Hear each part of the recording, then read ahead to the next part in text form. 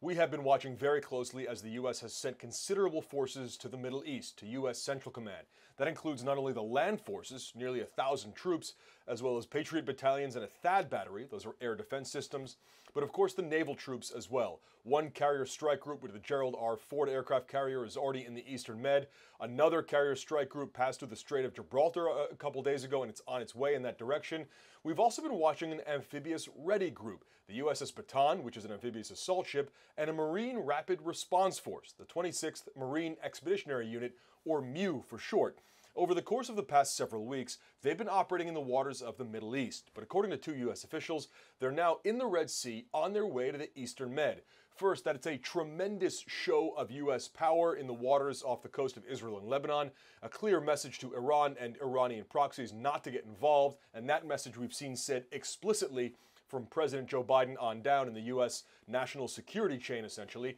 But the MEU, that Marine Rapid Response Force, also serves another purpose. It is special operations capable, which is certainly notable and worth remembering, but it's also a critical force in a non-combatant evacuation operation, or a NEO. That's one of its mission essential tasks. Now, the U.S. said last week that there was no indication or execution for a NEO, an evacuation right now, but John Kirby, the National Security Council's spokesperson, said it would be irresponsible and imprudent not to plan for contingency operations, including an evacuation. Since he said that, the U.S. has said the risk of this conflict spreading wider in the region is growing and remains a serious consideration for the U.S.